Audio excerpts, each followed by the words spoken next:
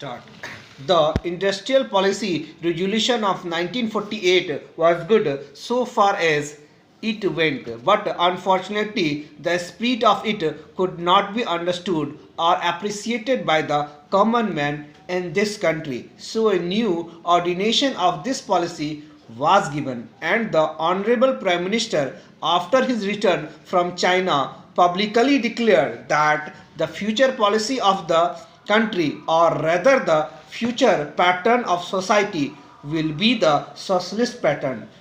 That was further emphasized by the resolution passed at Avdi session of the Congress and later reiterated by Sri Devar, President of the Indian National Congress.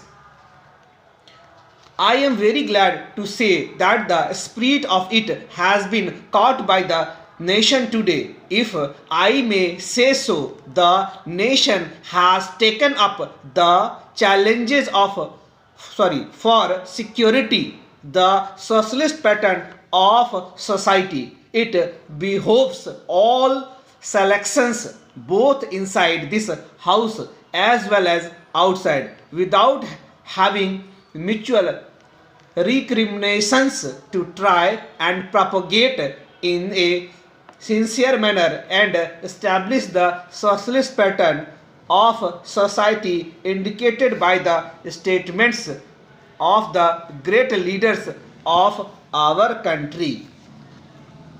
It may be relevant and pertinent if I refer to a few sentences from the memorandum presented on the 4th June 1939 by our Prime Minister, who was the chairman of the All India Planning Committee, which came into existence when there was provincial autonomy in the provinces. On page 39 and 40 of that report, he stated, it clear that the drawing up of a comprehensive national plan becomes clearly an academic exercise with no relation to reality unless the planning authority or those to whom it is responsible are in a position to give effect to the plan. If this authority is powerless or circumscribed or restricted and has limited activities, it cannot plan. An essential prerequisite for planning is thus complete freedom and independence for the country and removal of all outside control.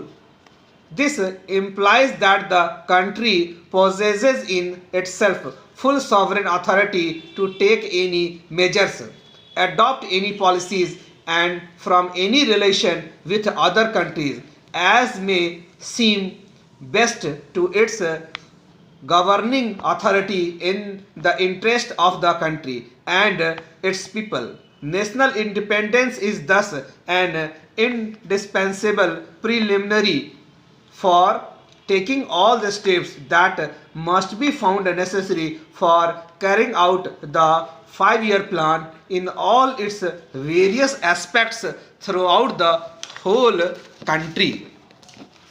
At the present moment, it is clear that not only have we in India no national independence, but we are hedged in our obstructed by the numerous restrictions, limitations, safeguard and reservations which block the path to planning and progress.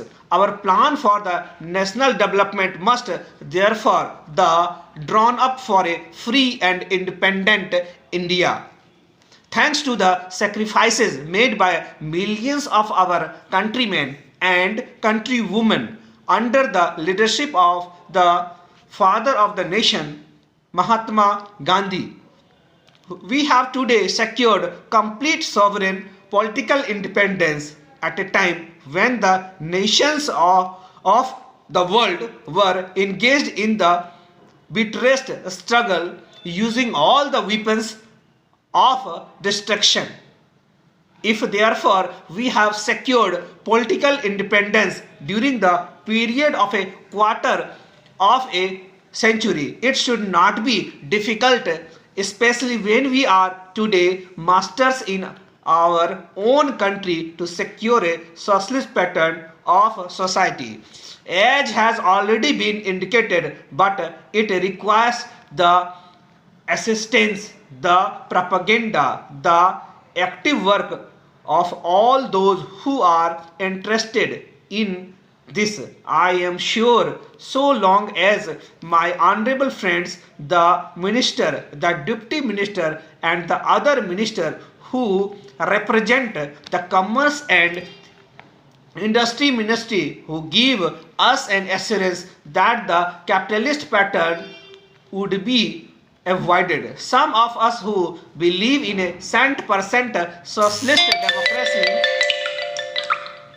give an undertaking that certainly totalitarian policy will not be introduced in this country, because we have believed all along during the fight that we have given to the British government. We secured political independence, that we shall try to maintain democracy undiluted and a socialist democracy at that. I am absolutely certain that in this country of ours, liberty of thought, liberty of speech, and liberty of action will be guaranteed to every citizen to express his views in the manner he pleases.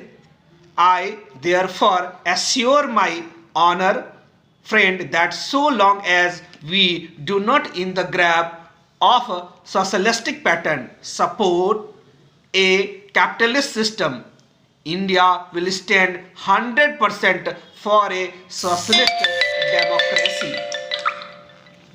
Now luckily for us, the fundamental rights of the Constitution have declared that a citizen would be assured of many of the social amenities which will give reasonable comfort from the womb to the grave. But mere enunciation, as I have said many times, will not satisfy the common man unless the saying is put into effect. I am absolutely certain therefore that so long as there is a determination on the part of our countrymen, we will be in a position to secure a socialist pattern of society.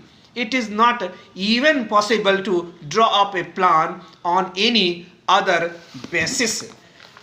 There has been some reference to the improvement in our economic situation also. We find that we have made good progress in production. We were faced equally with a difficult situation so far as cloth was concerned. There was a deficit of food and there was also shortage of cloth. I do not remember the scenes that we had to witness in several cities where people had to stand in queues for hours together for 2 yards of very ordinary cloth. But now the situation is quite changed. We have produced much cloth and we are in a position to export cloth. During the British period, we were required to import cloth, but now we are in a position to export cloth. After partition, we were faced with the question of raw material, namely cotton. We had cotton mills, but cotton remained in Pakistan. Even that problem has been solved.